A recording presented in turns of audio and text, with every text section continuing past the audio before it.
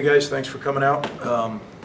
We'll get to Illinois in a second. I want to start by congratulating Mike O'Neill and the women's soccer team, Big Ten champions, our first Big Ten championship at Rutgers, and I believe I'm right in saying that. And really, really good. Mike is one of the first people that I saw when I came back here to Rutgers, and he runs an excellent program, and I'm really excited for him and for the ladies there that did a tremendous job. So hats off to them and a big congrats. Now we'll get into Illinois. Obviously the bye week is over and it's a game week, and looking forward to getting back at it with our team. So with that, I'll answer any questions that you guys have. I know you have a good relationship with Steve. We talked about that before, but do you ever really study, and Steve Stringer probably comes to mind, but Mike O'Neill, do you study like why some programs have success? Do you talk to some of these coaches to see how they tick? We do. During the season it's hard for me. Last week I was tempted to go over and watch basketball, and I just got tied up with so many things here with recruiting and our team, and obviously coming off that tough loss. But I do, and I like to, last time I was here, I like to go watch other teams practice. I think that's really cool. We have head coaches calls where we talk and share ideas and stuff, but I like to watch people practice, because it doesn't matter what sport. Coaching is teaching, and I love to see different ways that coaches teach. This is different bye week, obviously last year with the COVID in place. Have you done anything differently during the bye week since your first time around in preparing the team and handling things? Well, I think every year is different, right? Like, I see some of these coaches with their coaches' manuals. This is how we do the bye week. Well, how do I know how we're going to do the bye week? What's our health? Where are we from a developmental stage? So I kind of have a general idea how we'll do it from a recruiting standpoint, because it's important that you, in your week where you're off, especially in our program, that we get a chance to go see the guys we want to see and visit with the people we need to visit with. But I think from a practice standpoint, you really have to play it by ear. Sometimes you end up having a bye week where you bang the whole week.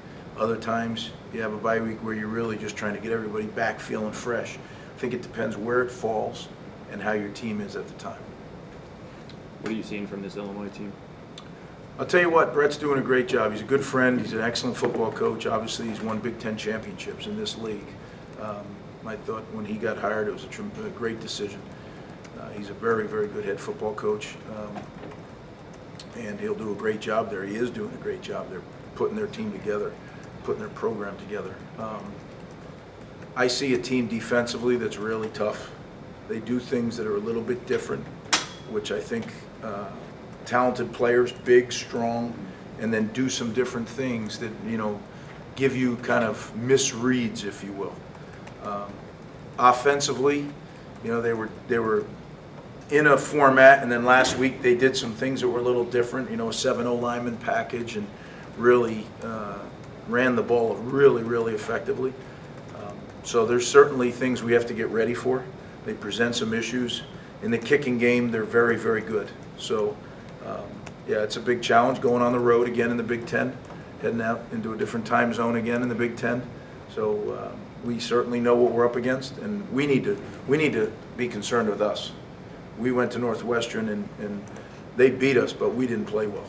And we have to make sure we at least go play our best, and then if that's good enough, great, and if it's not, we'll figure out another way. But when you did what we did, then you gotta get it going. Do you feel like you are healthier after the bye week? Yeah, in some ways. I think we're trending in the right direction, but some of the things that we've had are a little longer term stuff. But we'll get some guys back as well, so it's going to be a little this, a little that. Are there any of those guys who've been banged the last couple of weeks that are not going to return this season? For the season? For the season.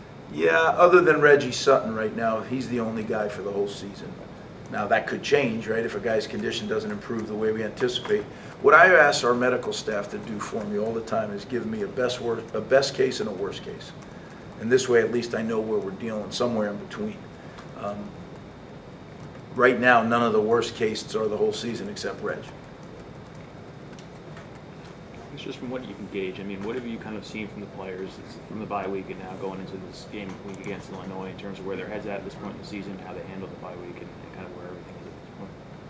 Well, I think, as I talk to the players, and I think it's important that everybody, we all understand it, is we're now going into our 8th week, and we still have the chance to write the story for the 2021 season however we see fit, right? We have 5 bowl games left, starting with this one this week, and it's in our hands, right? We can have a very successful season, or we cannot, and it's all up to us.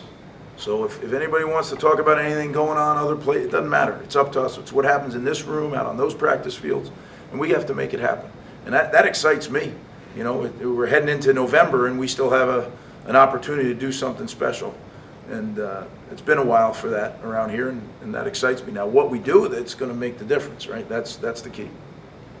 It was your first trip to Illinois since the infamous chop game. I think you told the story before. You came up with it on the flight home, right? And then you told the team you had a GA buy the Red Axe, right? Yep. 2-part. Will you think about that, at any point, when you go out there? And then the second part, do you still have that Red Axe? Was that the one that was hanging above the elevator in the Health Center for a while? Do you still have the Red Axe?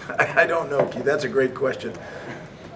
It's more of the figure than the actual axe itself, but it may very well be. I got to ask Gilt that. Gilt's in charge of that stuff. I don't know. But I do remember carrying that axe in that door right there, and it still being wet. Mm-hmm. Right? They went and got it at wherever they got it, and then they brought it to the machine shop, and whoever was in there spray painted it red for us. And I remember afterwards having red paint on my hands, but it was it was fitting, and certainly something that I had heard years before, and it fit the situation then. Excuse me. What was the other part of the question? No, that was it. Okay. Basically, will you think about it when you go out there? I don't. I'm not. As I've said to you many times, I really try to focus on the task at hand. I'm not that sentimental. So had you not brought it up, I probably wouldn't have. Yeah, the last time I was in that stadium, we lost a tough ball game. So we gotta try not to do that. I know last year was different because they had an option style quarterback and everything. When Illinois has run the ball so well against Rutgers for years now, do you look back at all of those games and try to find a common line? I know coaches have changed, coordinators have changed, but a lot of the players are still the same. No, I think it's changed that much. Yeah, I mean, what they ran last year, unless they make another total shift, which they could do. I mean, they still have him on the roster, right? But that's not really what they've set out to be. And I think, and it could be wrong, but I think Brett's building a program, not a season. And I think he's trying to establish the things they do. That isn't something, what he did at Penn State last week, that's not the first time Brett Bielema's coached teams have done that. So that's been seen before. And, I think it really was effective for him. We better be ready for it or it'll be effective again. Greg, over the past few weeks, the offense has seen a couple struggles here and there. A couple of fans have taken to Twitter to criticize Sean Gleason's play calling at times. Of course, fans will be fans, but how would you grade his play calling so far this year? No, I think Sean's doing a very good job. I think we have to coach it better. We have to execute it better. That's for sure. But Sean's an excellent coach, and he has good plans. I think his feel on game day is very good. I have the utmost confidence. Greg, once the calendar starts getting at this point of the year, the feeling that in the Big Ten you have to run the ball, and your team hasn't. Illinois, the other team that you're facing, has been running the ball effectively. I guess how big of a challenge is it to stop their running game, in a game like this, and then how do you get your own running game to start producing a little bit better? Well, I think our own running game, we need to block better, and then we need to run better, and we need to throw better. That sets up the run. So that's really astute by the head coach, right? But that's facts. That's what has to happen. Their run game, they do it several different ways. So we need to make sure that we can get aligned correctly to defend the run. Then at that point, you have to make tackles. First thing, you got to put yourself in position to make the play. Second thing, you got to make the play. And their running backs run really hard. They're a downhill run football team. And when that happens, you better be ready to go tackle and use the right tackling method. Otherwise, you're going to miss tackles, and that's not pretty when that happens. Time for two more. When it comes to your running game, you used a lot of different alignments, starting alignments. Do you looking to continue that, or do you want to stick with 5 maybe and run with it the rest of the year? Well, Bobby, I'd love to stick with 5. I'd love to have 5 guys, and here we come, but I just don't think we're there yet. So until it, you can make that happen, and I don't think it works. You got to let that happen, and somebody or somebody's got to step up and take control of the position group, and that hasn't happened yet. So I'm hopeful that it does. The sooner the better, but we're going to have to see. So what have you seen from Kyle Mungai too, and his development and kind of progression over the course of the season? Yeah, I think Kyle's improved every step of the way since he's joined our program. Kyle is a legitimate Big Ten back. I think he runs extremely hard. He's decisive. Has he made some mistakes? Sure he has. We all have. But I think his arrow is up. I think he's a promising running back in this league. Again, I'll close by saying we have the pen in our hand. We get to write this story. It's up to us to do it. I'd ask that our fans stick with us. It's coming. But I know it can get frustrating. No one more than us. But I understand when you follow a team, you don't really have control. So all you get to do is see what they do on game day. And we obviously have more control because we're doing it every day.